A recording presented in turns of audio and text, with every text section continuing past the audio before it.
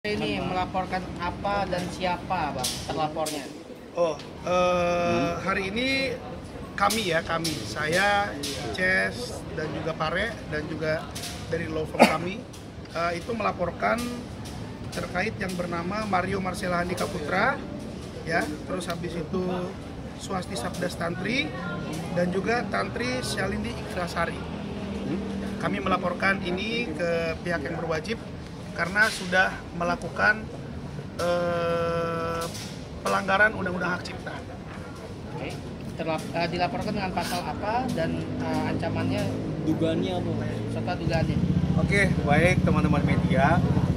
Jadi hari ini finalnya dari kita sudah mencoba memberikan waktu untuk mediasi.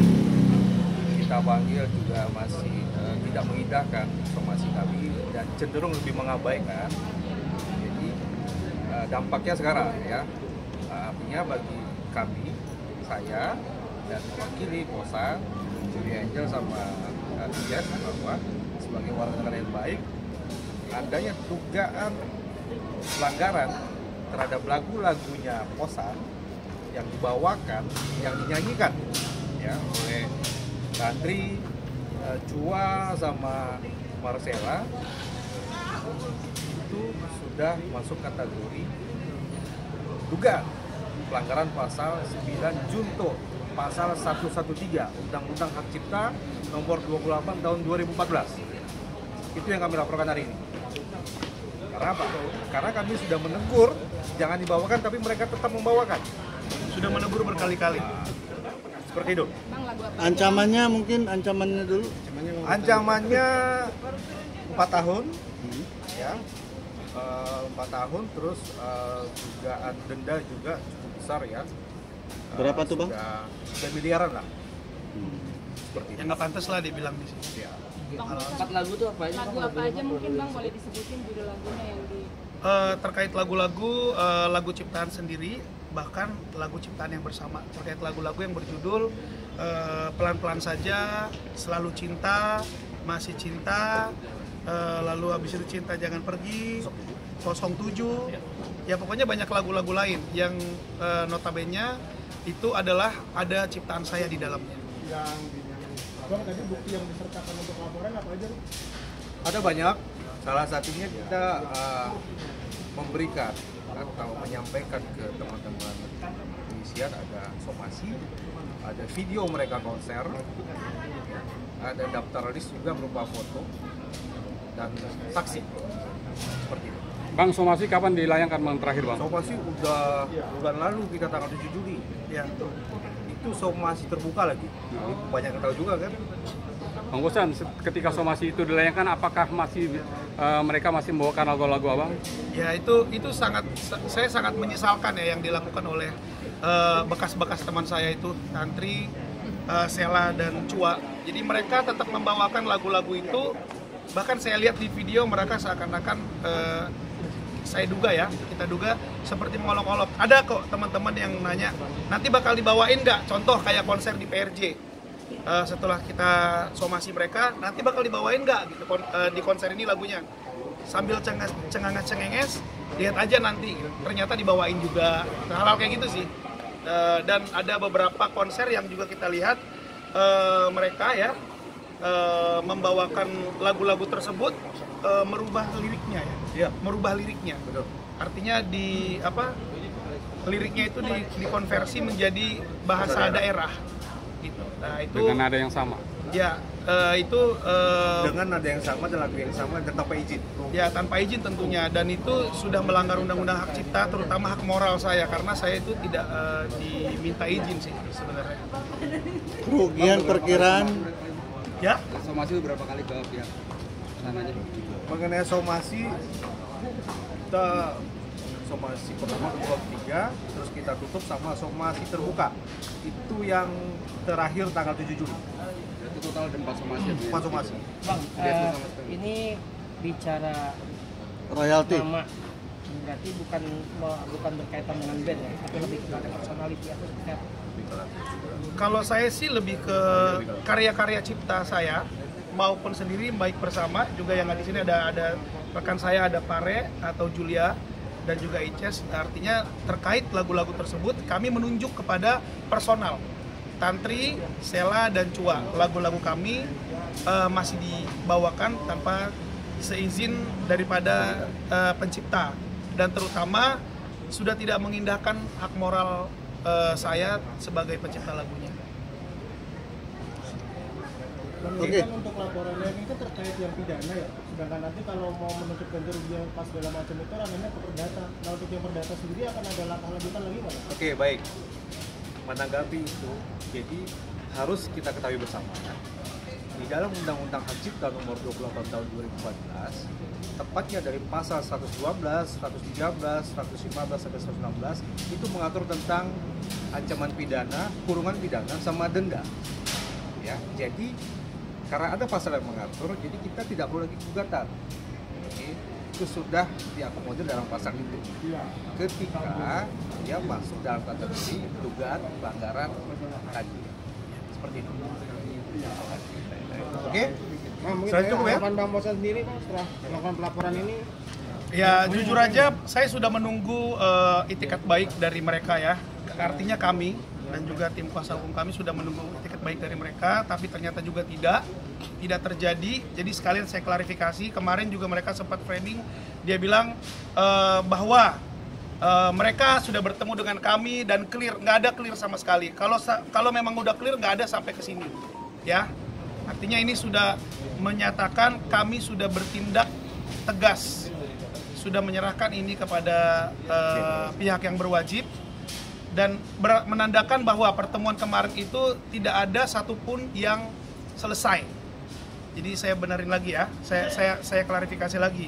Kemarin itu sempat mereka bilang, Cua kalau nggak salah yang bilang itu, Cua yang bilang, saya punya videonya, bahwa mereka udah ketemu dengan kami dan sudah baik-baik aja. Nggak ada yang baik-baik aja, nggak ada yang baik-baik aja. Kalau semua baik-baik aja nggak mungkin kayak gini. Jadi buat Tantri, Sela, dan Cua, yuk kita ketemu di pengadilan aja. Kayaknya udah nggak perlu lagi hal-hal yang membuat mungkin suasana teman-teman media atau masyarakat Indonesia yang melihat ini nggak kelar-kelar nih, ini nggak kelar-kelar. Saya belum menyelesaikan urusan ini sampai ke ranah ini karena kami masih menunggu itikat baik. Tapi buktinya sampai detik ini malah berita kemana-mana menganggap kami atau saya atau kuasa hukum kami ini gimana sih, kapan sih gitu. Karena kami masih punya rasa ya, masih punya rasa sebagai bekas teman. Bagaimana nih penyelesaiannya? Tapi nggak juga selesai, ya udah. Mungkin kita harus meminta bantuan kepada hukum atau kepada yang berwajib untuk menyelesaikan ini, dan biar tidak ada lagi terjadi di luar sana berita-berita yang simpang siur, yang katanya udah ketemu, udah selesai. Buktikan kalau udah selesai. Ayo kita buktikan di pengadilan. Bang Bosan, saya lanjut dulu. Ya udah, silakan. Bang Bosan, sorry. Kalau boleh tahu kapan pertemuan itu terakhir dan apa sih isinya sehingga memang tidak ada titik temu tadi? Kapan pertemuan terakhir sehingga tidak ada titik temu? Kapan? Pertemuan dengan mereka? Iya. Itu kapan ya terakhir? Maret Nah, itulah saya lupa. Ya, saya lupa tanggal dan bulannya, tapi kita memang udah pernah ketemu dengan mereka, dijembatani atau dimediasi oleh yang namanya Ngkong Iwan kita nyebutnya, atau Mas Iwan. Dan saya pada waktu itu sama teman-teman mau bertemu dengan punya 3 syarat. Syarat pertama, syarat kedua, dan syarat ketiga. Menurut kami itu juga syaratnya nggak susah, ya. Tapi pada waktu bertemu, jangankan menuju syarat kedua dan syarat ketiga, yang gratis saja, yang gratis. Ayo klarifikasi kalau kalian memang salah, mengaku aja gitu. Itu tidak terjadi. Jadi buat apa lagi dilanjutkan? Dan kami juga sudah berusaha untuk menunggu, tapi nyatanya kami hanya menunggu sambil melihat situasi yang sekarang beritanya simpang siur, nggak karu-karuan. Jadi sudah waktunya kami harus mempunyai sikap. Inilah sikap kami. Kami sudah melakukan laporan kepada pihak yang berwajib. Jadi Tantri, Sela, dan Cua tidak ada lagi rancu-rancuan. Kita sebagai warga negara Indonesia yang baik, ya kita sebagai warga negara Indonesia yang baik, secara pribadi saya, Ices, dan juga Pare, kami juga sudah berbicara. kami sudah memaafkan Tantri, Sela, dan Chua. Tetapi karena ini adalah negara hukum, proses hukum terus berjalan. Jadi itu aja, terima kasih banyak. Bang, berarti pintu damai tadi apa aja, Bang? Berarti udah nutup pintu damai nih, Bang, sama... Artinya gini, kami sudah memaafkan Tantri, Sela, dan Chua dalam hal sebagai kami adalah manusia. Kami adalah orang yang beradab, diajarkan sama orang tua kami untuk kalau ada orang membuat salah kepada kamu, bahkan dia nggak meminta maaf pun, maafkan dia. Tetapi kita ini kan tinggal di negara Indonesia yang mempunyai dasar-dasar hukum. Proses hukum terus berjalan. Terima kasih. Bang, laporan ini berarti sebagai efek jerah untuk mereka juga gitu, Bang, atau seperti apa? Ini just tambahin. Satu lagi mengenai nama dan logo kotak itu kan penciptanya adalah Pare. Tapi mereka Chua, Tantri, dan Sela itu mendaftarkan atas nama mereka tanpa seizin kami dan tanpa seizin kita nggak tahu. Ya. Mereka mendaftarkan tanpa seizin. Berarti laporan ini sebagai efek jerah buat teman-teman kotak atau seperti apa? Sebenarnya gini, ini kembali lagi ya. Saya kalau di sini saya bisa bilang saya atas nama aksi sekalian di dalam kasus saya ini, saya ingin memberikan mungkin suatu edukasi kepada para pencipta lagu bahwa pencipta lagu itu adalah di atas segala-galanya di dalam ciptaannya, karyanya eksklusif. Anggap aja lagu itu adalah anakmu. Bagaimana kalau anakmu dieksploitasi orang sembarangan dan kamu nggak tahu apa-apa? Ayo pencipta lagu, kita semangat terus berkarya biar industri musik Indonesia makin oke. Dan tentunya kita sebagai pencipta lagu tidak disemena-menakan sama siapapun orang yang menggunakan karya kita. Dan satu lagi, kami juga bukan orang yang tiba-tiba tidak memberikan izin lagu kepada si A, si B, enggak. Kami sebagai pencipta, saya yakin di luar sana pencipta lagu pasti senang karyanya dibawain. Iya nggak sih? Karyanya dibawain di luar sana, kita pasti senang. Cuman terkhusus untuk Tantri, Sela, dan Chua karena sudah punya catatan buruk terhadap saya pribadi, Ices dan Pare, ya kami tidak mengizinkan lagu atau karya kami dibawakan dalam waktu yang tidak ditentukan. Kapan itu ya kita nggak tahu ya. Mungkin setelah ini ya mau ngobrol lagi ya monggo. Siapa yang siapa yang larang gitu. Artinya siapa yang larang untuk berbicara. Tetapi selesaikan dulu dong yang lama-lama. Bang Kosan, waktu mereka bertiga memberikan jawaban terbuka terkait somasi Abang, mereka menyebut bahwa sejak 2019 sudah tidak menyanyikan karya dari Bang Kosan. Lalu ketika ada karya bersama, hasil ciptaan bersama, mereka juga memiliki hak untuk menyanyikan itu. Itu bagaimana tanggapan Abang? Gini, itu sudah lebih menyinggung ya, itu lebih maknanya dalam undang-undang hak cipta. Jadi gini, walaupun lagu itu satu lagu yang diciptakan ada 4 atau 5 orang, itu bisa dinyanyikan semua penciptanya, tapi harus ada izin semua penciptanya. Jadi, logika simpelnya kalau kita bisa berandai-andai logika hukum bahwa ada rumah ahli warisnya ada 3, rumah itu nggak bisa dijual kalau tidak ada persetujuan semua ahli waris. Sama seperti ini, lagu ini kan bisa diwariskan nantinya. Oke? Ya, dan satu lagi penambahan mungkin dari saya, penambahan sedikit aja. Lagu itu adalah satu kesatuan, bro. Tidak bisa dipisah-pisahkan. Ya, lagu itu adalah satu kesatuan dan tidak bisa dipisah-pisahkan. Saya dengan Bang Pai sudah bertelepon dan Bang Pai menyatakan ya udah dilanjutkan aja apa yang memang harus dijalankan. Ya, jadi kenapa Bang Pai tidak bersuara? Saya buka sedikit karena Bang Pai merasa ini sudah agak urusan pribadi. Sebagai senior saya menghargai Bang Pai, makanya Bang Pai juga tidak terlalu mau berbicara. Dan Bang Pai sudah konfirmasi ke Ahmad Dhani, bahkan Bang Pai sendiri pun tidak mendapatkan hak ekonomi daripada karya-karya lagu yang kami ciptakan bersama atau lagu mungkin karya-karya yang lain, saya juga nggak tahu.